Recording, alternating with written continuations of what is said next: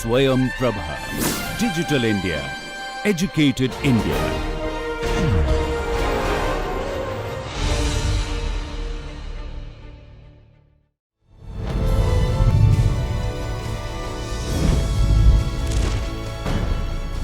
योगः कर्मसु कौशलम्.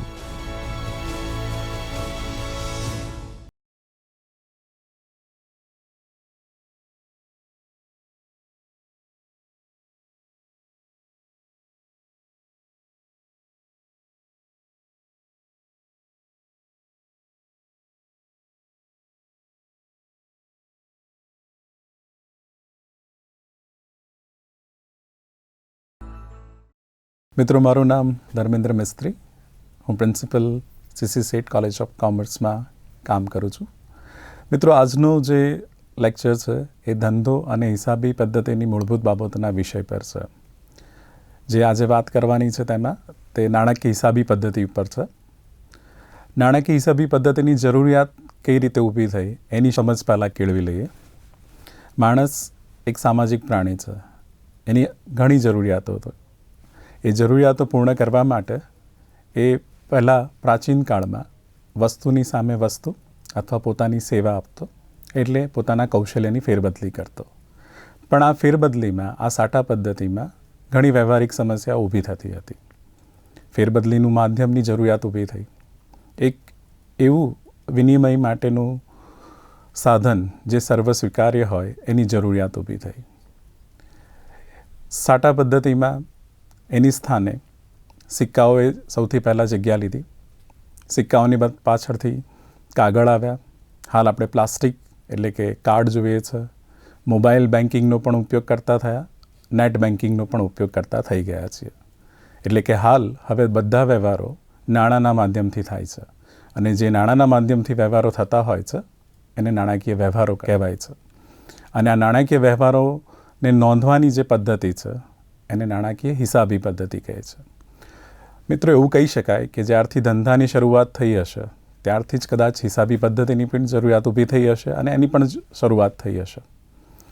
પણ આદિકાળમાં, મધ્ય પૂર્વમાં લગભગ 700 વર્ષ પૂર્વે નાણાકીય હિસાબી પદ્ધતિ અમલમાં આવી હોય, અસ્તિત્વમાં આવી હોય એના પુરાવા પ્રાપ્ત થાય છે. આ હિસાબી પદ્ધતિનું અસ્તિત્વનો ઉલ્લેખ ઇતિહાસમાં પણ જોવા મળે છે. ભારતની વાત કરીએ, પૂર્વના દેશોની વાત કરીએ તો ચાણક્યના અર્થશાસ્ત્રમાં એનો ઉલ્લેખ જોવા મળે છે. પશ્ચિમના દેશોની વાત કરીએ તો ઇટાલીમાં લ્યુકા પેસિયોલી દ્વારા આ પદ્ધતિ વિકસાવેલી છે એવા પુરાવા મળે છે. સમય જતાં, સમયાંતરે જેમ જેમ ધંધાનો વિકાસ થયો, જેમ જેમ એની જરૂરિયાત ઊભી થઈ, એનું કદ બદલાયું, તેમ નાણાકીય હિસાબી પદ્ધતિનો પણ વિકાસ થતો જોવા મળ્યો છે. એટલે કે ટૂંકમાં જો આપણે આજની વાત કરવા જઈ રહ્યા હોય તો એ નાણાકીય હિસાબી પદ્ધતિની છે કે એમાં જેટલા પણ નાણાકીય વ્યવહારો ધંધામાં થતા હોય છે એને નોંધવાની જે પદ્ધતિ છે એને નાણાકીય હિસાબી પદ્ધતિ તરીકે આપણે ઓળખીએ છીએ. એની વ્યાખ્યા જોઈએ તો American institute of certified public accountants દ્વારા એની ખૂબ સરળ અને વ્યવસ્થિત વ્યાખ્યા આપવામાં આવી છે. આ એવી હિસાબી પદ્ધતિ છે કે જેમાં વ્યવહારો અને બનાવો જે નાણાકીય લક્ષણ ધરાવતા હોય તેમને નાણાંના સ્વરૂપે નોંધવાની, એનું વર્ગીકરણ કરવાની તેમજ તારણો કાઢીને તેના પરિણામોનું અર્થઘટન કરવાની એક કળા છે. મિત્રો, આ વ્યાખ્યાને ધ્યાનથી જોઈએ, એને સમજીએ તો એ વ્યાખ્યાના આધારે આ હિસાબી પદ્ધતિના કાર્યો આપણને જાણવા મળે છે. સૌથી પહેલું કાર્ય જોઈએ તો એમાં નોંધવાની કળા એક પહેલું કાર્ય જોવા મળે છે. તો ધંધામાં આપણે જોઈએ તો ચોક્કસ સમય જોઈએ તો ધંધો આમ આખું વર્ષ ચાલે છે. એટલે એક વર્ષના સમયગાળા દરમિયાન જેટલા પણ નાણાકીય વ્યવહારો થયા છે એ નાણાકીય વ્યવહારોને આમ નોંધોમાં, પેટા નોંધોમાં, જો ધંધાનું કદ મોટું હોય અને પ્રકૃતિ એ પ્રકારની હોય તો પેટા નોંધોની પણ જરૂર પડે છે. મોટા ધંધાનું કદ તો પેટા નોંધોની જરૂર પડે. નાનો ધંધાકીય એકમ હોય તો આમ નોંધથી પણ કામ ચાલી શકે છે. તો જેટલા પણ વ્યવહારો ધંધામાં થાય છે, ખરીદના, વેચાણના, ખર્ચને લગતા, ઉપજને લગતા, આવકને લગતા, તે સિવાયના તમામ વ્યવહારો જે નાણાકીય વ્યવહારો છે એ નોંધવું પડે, એની નોંધ કરવામાં આવે છે. અને આ ધંધાકીય હિસાબી પદ્ધતિ એને નોંધવાની એક કળા છે. બીજું એક કાર્ય જોઈએ તો વર્ગીકરણની કળા છે. ધંધામાં જો આપણે વ્યવહારો સીધી રીતે નોંધતા જઈએ તો આપણને દરેક વ્યવહારોની સાથે સંકળાયેલા વ્યક્તિ છે, કયા ખાતા સંકળાયેલા છે એની માહિતી પ્રાપ્ત થતી નથી. તો ધંધાના જુદા જુદા માણસો, જુદા જુદા વ્યક્તિ સંકળાયેલા છે. ખરીદ કરી તો કેટલા વ્યક્તિઓ પાસેથી ખરીદ કરી, દરેકની માહિતી જોઈતી હોય તો એ દરેક વ્યવહારોનું વર્ગીકરણ કરવું પડે છે. તો આ હિસાબી પદ્ધતિ એ વર્ગીકરણની પણ કળા છે. તો જેમાં ખાતાઓમાં, જુદા જુદા ખાતાઓમાં આ દરેક વ્યવહારોની ખતવણી કરવામાં આવે છે અને આપણને દરેક વ્યક્તિ કે દરેક ખાતાની માહિતી ત્યાંથી પ્રાપ્ત થાય છે. વર્ષ દરમિયાન ખાતાઓની નોંધ થઈ, એના વ્યવહારોની નોંધ થઈ, એ ખાતાઓમાં ખતવણી થઈ અને વર્ષના અંતે એને તારણો કાઢવા પડે છે. એ તારણ એટલે વર્ષ દરમિયાનનું આપણું સર્વૈયું, કે આખા વર્ષ દરમિયાન આટલી મિલકતો ખરીદી, આટલા દેવા ઊભા કર્યા, આટલા ખરીદીને લગતા વ્યવહાર થયા, આટલા વેચાણને લગતા વ્યવહાર થયા, જેને આપ સૌ જાણો છો એમ એને કાચું સર્વૈયું આપણે કહીએ છીએ. કાચા સર્વૈયા ઉપરથી આપણે વાર્ષિક હિસાબો તૈયાર કરીએ છીએ. વેપાર ખાતું છે, નફા નુકસાન ખાતું છે, એ આપણને નાણાકીય પ્રદર્શન, આપણું નાણાકીય કામગીરી દર્શાવે છે. અને પાકું સર્વૈયું જે તે વર્ષની આપણી નાણાકીય સ્થિતિ દર્શાવે છે. તો એ વાર્ષિક હિસાબો આપણને તારણ આપે છે કે ધંધાની જે કામગીરી છે એ આ પ્રકારની રહી, એમાં નફો હતો કે નુકસાન હતો, એની નાણાકીય સ્થિતિ એટલે કે આટલી મિલકતો હતી, કંપનીની સામે આટલા પડકારો એટલે કે દેવા હતા, એનું તારણ આપણને મળે છે. હવે આ જે તારણો કાઢ્યા, એ તારણોનો ઉપયોગ સંચાલકો દ્વારા કરવામાં આવે છે, ધંધાના માલિકો દ્વારા કરવામાં આવે છે, એનું વિશ્લેષણ કરવામાં આવે છે, એનું અર્થઘટન કરવામાં આવે છે અને ધંધાના હિસ્સેદારો જે છે એને તમામ નાણાકીય માહિતી પૂરી પાડવાની હોય છે. એટલે કે ધંધામાં જે હિસ્સેદારો છે, કામદારો છે, માલિકો છે, ધંધાના હિતધારકો છે, ધંધામાં જેનું હિત સમાયેલું છે, જેને પૈસા આપ્યા છે, લેણદારો છે, તેવા તમામ લોકોને ધંધાની જે માહિતી છે, નાણાકીય માહિતી છે, એનો ઉપયોગ થાય એ હેતુસર એનું વિશ્લેષણ અને એનું અર્થઘટન કરવાનું હોય છે. આપ જુઓ તો આ જ વ્યાખ્યા ઉપરથી આપણને એવું જાણવા મળે છે કે જે નાણાકીય વ્યવહારો છે એની જ નોંધ કરવામાં આવે છે. જે પણ વ્યવહારમાં નાણાંનો ઉપયોગ થયો છે અથવા તો જેને નાણાંના સ્વરૂપમાં માપી શકાય છે તેવા જ વ્યવહારોની નોંધ કરવામાં આવે છે. એમ જોઈએ તો બિન નાણાકીય વ્યવહારો જે ઘણા અગત્યના બી હોઈ શકે છે પણ એની અવગણના કરવામાં આવે છે. કર્મચારીનું વર્તન છે, સંચાલકો વચ્ચેની મંડાગાત છે, સ્ટ્રાઇક છે, તો એ ખૂબ અગત્યના વ્યવહારો છે પણ એને નાણાકીય સ્વરૂપમાં આંકી શકાતા નથી. તો અગત્યના હોવા છતાં પણ એની અવગણના કરવામાં આવે છે.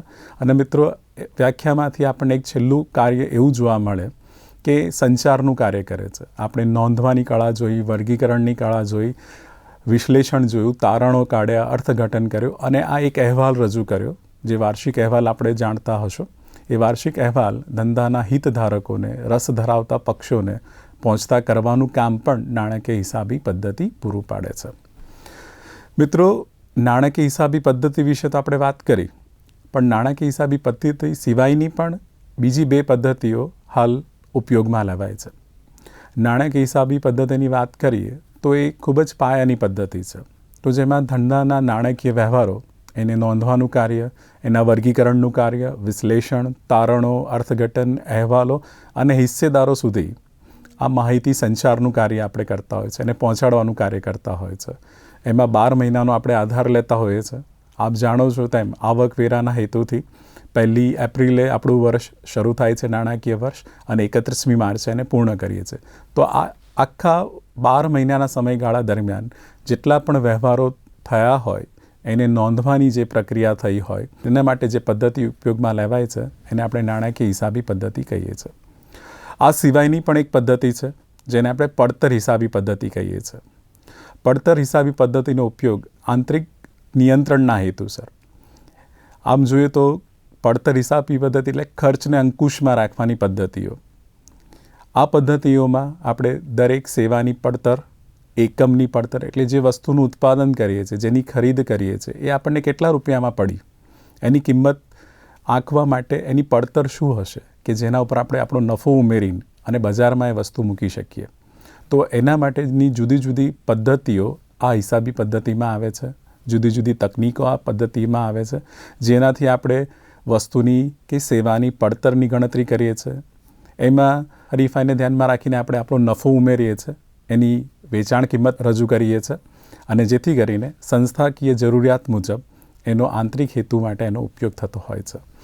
અને ત્રીજી અને છેલ્લી પણ અગત્યની સંચાલકીય હિસાબી પદ્ધતિ પણ છે. મિત્રો, નાણાકીય અને હિસાબી પદ્ધતિનો જ્યાં અંત આવે છે એ પરિણામ સૂચવે છે, પણ એ કોઈ કાર્ય કરી શકતું નથી એની ઉપર. તો એના માટે સંચાલકીય હિસાબી પદ્ધતિની શરૂઆત ત્યાંથી થાય છે, જ્યાં નાણાકીય અને હિસાબી પદ્ધતિનું કાર્ય અને પડતર પદ્ધતિનું કાર્ય પૂરું થાય છે, ત્યાં આગળ સંચાલકીય હિસાબી પદ્ધતિનું કાર્ય શરૂ થતું હોય છે. આ પદ્ધતિમાં નીતિ વિષયક નિર્ણયો લેવાના હોય છે. તો જે નીતિ વિષયક નિર્ણય લેવા માટે જે માહિતીની જરૂર હોય, જે ડેટાની જરૂર હોય, જે વિગતોની જરૂર હોય, જે પરિણામની જરૂર હોય, એ આપણને નાણાકીય હિસાબી પદ્ધતિ અને પડતર હિસાબી પદ્ધતિ પૂરી પાડતી હોય છે. તો સંચાલકીય હિસાબી પદ્ધતિનો ઉપયોગ સામાન્ય રીતે જોઈએ તો નીતિ વિષયક નિર્ણયો લેવા માટે થતો હોય છે. મિત્રો, આપણે 3 પદ્ધતિ જોઈ: નાણાકીય હિસાબી પદ્ધતિ, પડતર હિસાબી પદ્ધતિ અને સંચાલકીય હિસાબી પડતર પદ્ધતિ. આ પદ્ધતિઓમાંથી ફરી પાછા આપણે નાણાકીય હિસાબી પદ્ધતિ તરફ આવીએ છીએ. તો આ ચર્ચાના આધારે આપણે એટલું કહી શકીએ કે નાણાકીય હિસાબી પદ્ધતિ જે છે એક માહિતી વ્યવસ્થા પૂરી પાડે છે. વ્યવહારોનો ઉદ્ભવ થાય ત્યાંથી શરૂ કરીને જ્યારે વર્ષના વાર્ષિક અહેવાલો બનાવે અથવા તો વાર્ષિક હિસાબો બનાવે ત્યાં સુધીની એક આખી પદ્ધતિ આપણે જોવા મળે છે. વ્યવહારોનો ઉદ્ભવ થાય ત્યાર પછી તેને આમનોંધમાં નોંધ કરીએ છીએ. ત્યારબાદ જો ધંધો મોટો હોય, એનું કદ મોટું હોય, તો આપણે એને પેટા નોંધમાં નોંધ કરીએ છીએ. ત્યારબાદ નોંધણી બાદ બીજું જે તબક્કો આવે છે ખાતવીમાં ખતવણી કરવાનો. એટલે દરેક ખાતાની માહિતી ત્યાંથી પ્રાપ્ત થશે અને આ ખાતામાંથી દર વર્ષના અંતે આપણને એનું તારણ મળે, એની એક સમરી મળે, જે આપણે કાચા સરવૈયા સ્વરૂપે રજૂ કરતા હોઈએ છીએ. કાચા સરવૈયાના આધારે આપણે વાર્ષિક હિસાબો બનાવતા હોઈએ છીએ, જેમાં વેપાર ખાતું, નફા નુકસાન ખાતું અને પાકું સરવૈયું મુખ્ય છે. અને મિત્રો, હવે પાકું સરવૈયું આપણે કંપની ધારા 2013ની અનુસૂચિત 3 મુજબ તૈયાર કરવાનું હોય છે. એની સાથે સાથે વાર્ષિક અહેવાલમાં રોકડ પ્રવાહપત્રક, જે એકાઉન્ટિંગ સ્ટાન્ડર્ડ 3, જેને આપણે હિસાબી ધોરણ 3 કહીએ છીએ, તે મુજબ પણ એને સામેલ કરવું પડતું હોય છે. તો આ રોકડ પ્રવાહપત્રક વિશે ટૂંકમાં વાત કરીએ તો એમાં 3 પ્રકારની જે પ્રવૃત્તિઓ હોય છે એનો આપણે સમાવેશ કરતા હોય છે: કામગીરી, રોકાણને લગતી પ્રવૃત્તિ અને નાણાકીય પ્રવૃત્તિ. તો આ 3 પ્રવૃત્તિમાંથી કેટલું રોકડ પ્રવાહ ઉત્પન્ન થયો, કેટલો રોકડ પ્રવાહ આપણે વાપર્યો, એની ટૂંકમાં વિગત ત્યાંથી પ્રાપ્ત થતી હોય છે. તો નવા નિયમો પ્રમાણે, એકાઉન્ટિંગ સ્ટાન્ડર્ડ 3 પ્રમાણે રોકડ પ્રવાહપત્રક પણ ઉમેરવામાં આવે છે. હવે આ હિસાબી પદ્ધતિ જે છે એ માહિતી વ્યવસ્થાની ચર્ચા કરી. ત્યારબાદ આપણે હવે આ માહિતી વ્યવસ્થા કોના માટે, એ કોણ એનો ઉપયોગ કરશે, એના ઉપયોગ કરતાં કોણ રહેશે, એ કોને મદદરૂપ થશે, કઈ નિર્ણય પ્રક્રિયામાં એનો ઉપયોગ થશે, એની વાત કરીએ છીએ. તો સૌથી પહેલાં આપણે ઉપયોગકર્તાનું લિસ્ટ જોઈએ તો માલિકો સૌ પ્રથમ ક્રમે આવે છે. માલિકો જે છે એ નફાના ઉદ્દેશથી ધંધો શરૂ કરતા હોય છે અને સમયાંતરે 1 વર્ષના અંતે આપણે સામાન્ય રીતે જોતા હોઈએ છીએ તો ધંધાનું જે નાણાકીય પરિણામ આવતું હોય છે એ આપણને બતાડે છે કે આ ધંધો કરવાથી આખા વર્ષની મહેનત પછી ક્યાં નફો થયો છે, ક્યાં નુકસાન થયું છે. તો એ નફો થાય કે નુકસાન થાય એ જાણવું પણ જરૂરી છે. તો આ નાણાકીય હિસાબી પદ્ધતિ ધંધાના માલિકોને એના વિશેની વિગત પૂરી પાડે છે. બીજા વપરાશકારો જોઈએ તો એમાં સંચાલકો છે. એકાંકી પેઢી હોય તો માલિક પોતે જ ધંધો સંચાલક તરીકે કામ કરતો હોય છે. ભાગીદારી પેઢીની વાત કરીએ તો કેટલાક ભાગીદારો પોતાની ભૂમિકા સંચાલકો તરીકે કરતા હોય છે અથવા તો તમામ ભાગીદારો પણ સંચાલક બનીને કામ કરતા હોય છે. કંપનીની વાત કરીએ તો બોર્ડ ઓફ ડિરેક્ટર્સ જે હોય છે એની નિમણૂક કરવામાં આવે છે અને સમગ્ર સંચાલન એ કરતા હોય છે. તો સંચાલકોને પણ નાણાકીય હિસાબી પદ્ધતિ જરૂરી માહિતી પૂરી પાડે છે અને જે માહિતીનો ઉપયોગ એ લોકો નીતિ વિષયક નિર્ણયો માટે કરતા હોય છે. લેણદારો મિત્રો જે શાખ ધીરે છે, જે ધંધાને પૈસા પૂરા પાડે છે, ફંડ પૂરું પાડે છે. કારણ કે ધંધો ચલાવવા માટે પૈસાની જરૂર પડતી હોય છે, માલની જરૂર પડતી હોય છે. તો એ માલ ઉધાર ખરીદવામાં આવે તો એ આપનાર જે હોય છે એ લેણદાર બનતો હોય છે. હવે લેણદાર પણ શાખ ધીરતા માલ આપતા, પૈસા વગર માલ આપતા એ થોડો નિર્ણય લેવા માટે અચકાતો હોય છે. તો આ જે નાણાકીય હિસાબી પદ્ધતિ છે એને પણ યોગ્ય માહિતી પૂરી પાડે છે. એ નાણાકીય હિસાબી પદ્ધતિના આધારે એને પ્રવાહિતતા અને સદ્ધરતાનો ખ્યાલ આવે છે. પ્રવાહિતતા અને સદ્ધરતાના લીધે એને પોતાની નાણાંની સલામતી રહેશે કે નહીં એની વિગત પ્રાપ્ત થાય છે. પ્રવાહિતતા જો યોગ્ય હશે તો એનું વ્યાજ અને મુદ્દલ સમયસર એને પરત મળશે એની એને ખાતરી થતી હોય છે. તો લેણદારો પણ આ હિસાબી પદ્ધતિનો ઉપયોગ કરતા હોય છે. સંભવિત રોકાણકારો, મિત્રો, સંભવિત રોકાણકારો એવા કે જે ભવિષ્યમાં ધંધામાં પોતાના નાણાં રોકવા જઈ રહ્યા છે, પોતાની શાખ આપવા જઈ રહ્યા છે. તો સંભવિત રોકાણકારો ત્યારે જ તમને ધંધામાં મૂડીનું રોકાણ કરશે કે જ્યારે ધંધાની નફાકારકતા સારી હશે, ધંધાની સદ્ધરતા સારી હશે, ધંધાની નાણાકીય સ્થિતિ સારી હશે. અને એનો તાગ મેળવવા માટે એ લોકો પણ નાણાકીય હિસાબી પદ્ધતિ દ્વારા જે માહિતી સંચાર કરવામાં આવે છે તેનો ઉપયોગ કરતા હોય છે અને ત્યારબાદ એનો નિર્ણય લેતા હોય છે. સરકાર ધંધાઓ પર કરવેરા લાદતી હોય છે. કરવેરા સરકાર માટે એક આવકનું સાધન છે, એક મહેસૂલનું વસૂલ કરવા માટેનો રસ્તો છે. તો કરવેરા કેટલા પ્રમાણમાં નાખવા, જો વધારે નખાય કે ઓછું નખાય તો બંને પક્ષે નુકસાન થઈ શકતો હોય છે. આ કરવેરા એટલા માટે નાખવાના હોય છે કે જેના લીધે દેશનો વિકાસ થઈ શકે, દેશના વિકાસ અંગેની નીતિઓ ઘડી શકાય. તો સરકારને પણ કરવેરાનો દર નક્કી કરવા માટે, અમુક રાહતો આપવા માટે નાણાકીય માહિતીની જરૂર પડતી હોય છે. તો આ નાણાકીય હિસાબી પદ્ધતિ સરકારને પણ માહિતી પૂરી પાડે છે, જેના આધારે કરવેરાનો દર અને દેશના વિકાસ અંગેની નીતિઓ ઘડવા માટે એનો ઉપયોગ લઈ શકાતો હોય છે. કર્મચારીઓ જે ધંધામાં કામ કરે છે, જે પોતાનું પરસેવો વહેવડાવે છે અને બદલામાં એમને પગાર મળતો હોય છે. કર્મચારીની પણ ઈચ્છા હોય છે કે પોતે જે સમય આપે છે, પોતાનું જે પરસેવો વહેવડાવે છે, તો એના બદલામાં એમને પગાર વધે, એમને બોનસ મળે, એમની નોકરીની સુરક્ષા રહે, એને લાંબા સમય સુધી નોકરી ટકી રહે.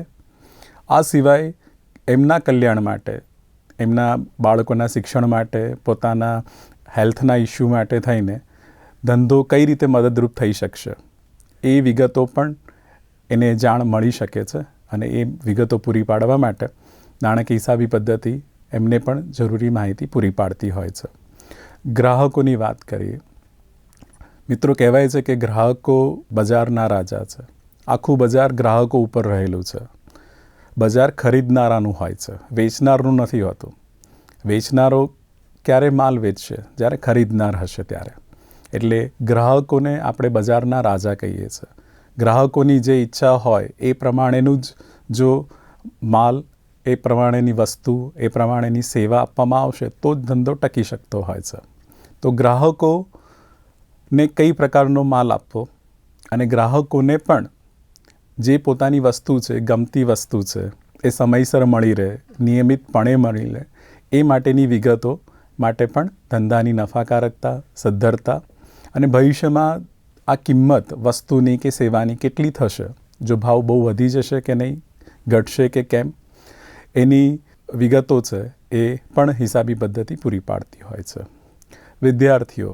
વિદ્યાર્થીઓની વાત કરીએ તો જે વિદ્યાર્થીઓ સંશોધન કાર્ય કરે છે, એમફિલ છે, પીએચડી છે, એમકોમના વિદ્યાર્થીઓ જે પોતાનું ડેઝર્ટેશન તૈયાર કરતા હોય છે, પ્રોજેક્ટ રિપોર્ટ તૈયાર કરતા હોય છે, એમને પણ વિશ્લેષણ, અર્થઘટન માટે જરૂરી માહિતી આ નાણાકીય હિસાબી પદ્ધતિ પૂરી પાડતી હોય છે.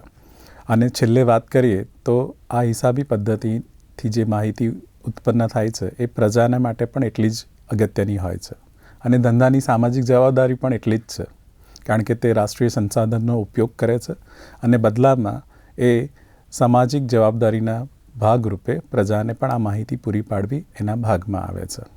અને હવે મિત્રો જોઈએ તો હિસાબી માહિતીના ગુણાત્મક લક્ષણો કે હિસાબી પદ્ધતિ કેવી હોવી જોઈએ. હિસાબી પદ્ધતિના લક્ષણોની વાત કરીએ, કઈ લાક્ષણિકતાઓ ધરાવતી હોવી જોઈએ એની વાત કરીએ છીએ. તો એમાં 4 મુખ્ય લક્ષણો છે. વિશ્વાસપાત્રતા, એટલે કે આ જે માહિતી દ્વારા જે માહિતી પૂરી પાડવાની છે એ કેવી હોવી જોઈએ? તો એ વિશ્વાસ પાત્રતા ધરાવતી હોવી જોઈએ. એ ધંધાનું વાસ્તવિક ચિત્ર રજૂ કરતી હોવી જોઈએ. આ જે માહિતી છે એ ભૂલ રહિત હોવી જોઈએ, ક્ષતિ રહિત હોવી જોઈએ.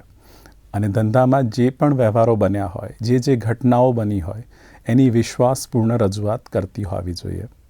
અને જે પણ અંદાજો કરવામાં આવ્યા હોય, જે પણ અનિશ્ચિતતા ભવિષ્યમાં થવાની હોય, એ પણ છુપાવવી ન જોઈએ, એ પણ જાહેર કરવી જોઈએ. તો હિસાબી પદ્ધતિ આવી હોવી જોઈએ કે જેના દ્વારા જેના વપરાશકારો છે એના માટે એની વિશ્વાસપાત્રતા ઊભી થઈ શકે. આ પદ્ધતિ બીજો એક લક્ષણ ધરાવતી હોવી જોઈએ જેને આપણે સુસંગતપણું કહીએ. એ કોની સાથે સુસંગતપણું ધરાવતી હોય એ વાત કરીએ. આ માહિતીનો ઉપયોગ હિતધારકો કરે છે. તો હિતધારકોની જરૂરિયાત પૂર્ણ કરવા માટે સક્ષમ હોવી જોઈએ.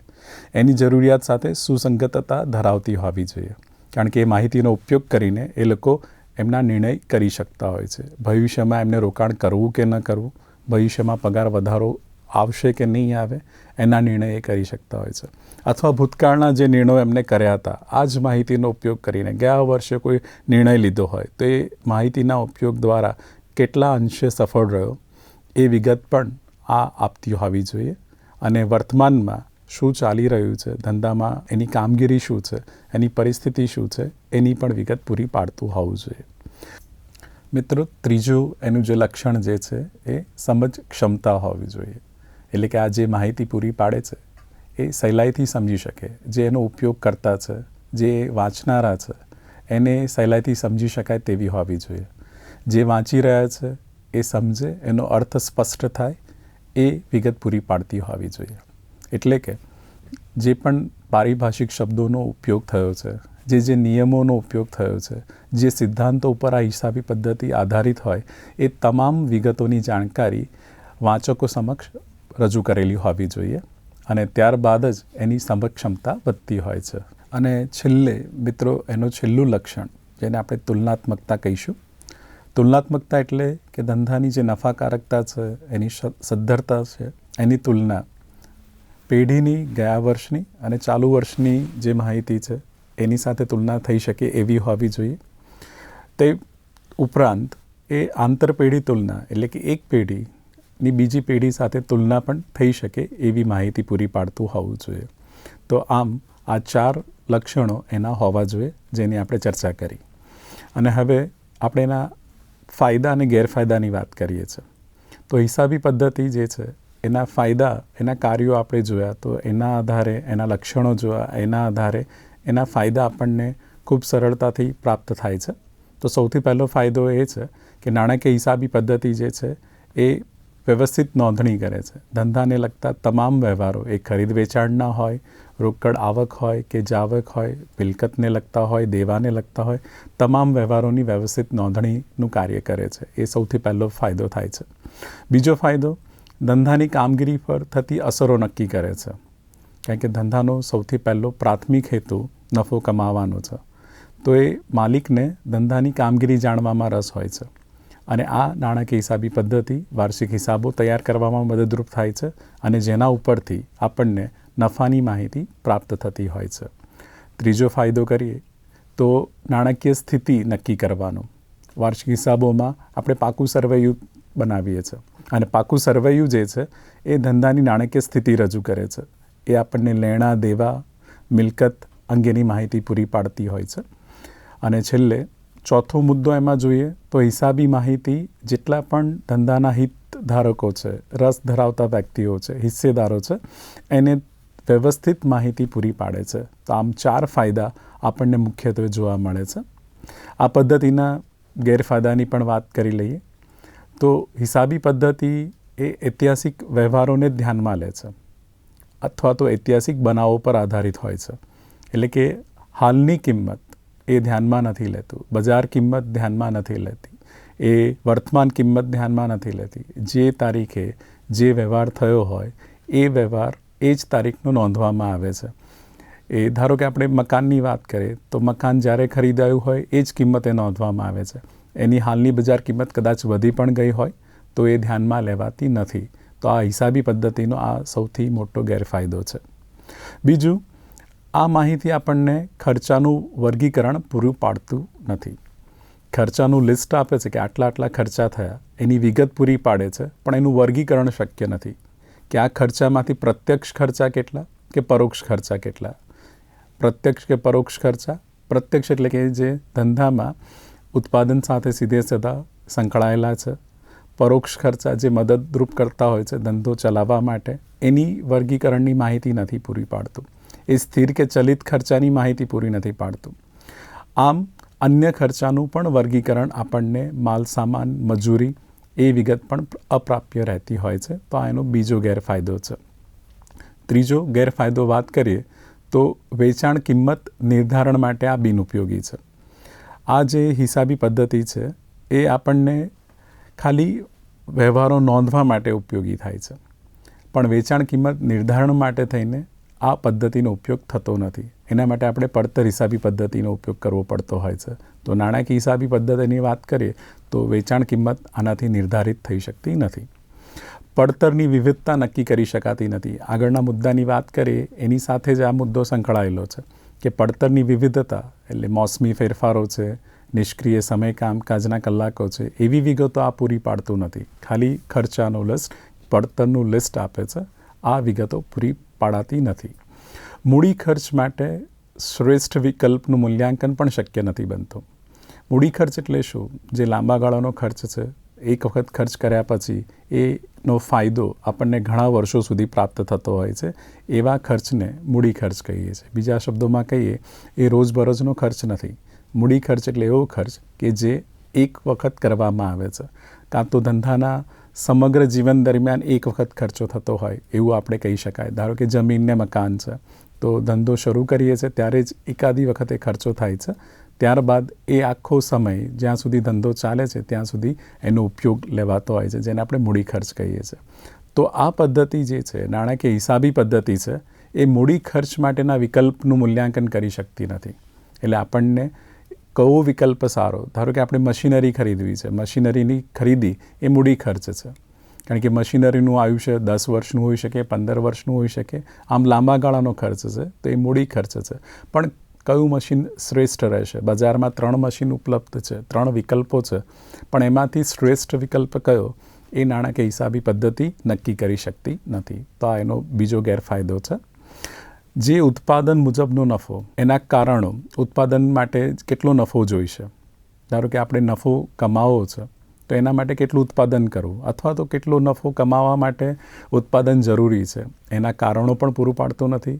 એ કારણો કયા છે અને એની અસરો શું થશે એ વિગત પણ પૂરું પાડતું નથી. અને છેલ્લે એનો ગેરફાયદાની વાત કરીએ તો માહિતીની તુલનામાં અસુગમતા રહે છે. આપણે જે માહિતીની તુલના કરીએ છીએ ગયા વર્ષની આ વર્ષ સાથે, આ પેઢીની બીજી પેઢી સાથે, એ માહિતીની તુલના પણ શક્ય નથી બનતી. તો આવા ગેરફાયદા આપણને હિસાબી પદ્ધતિમાં જોવા મળે છે.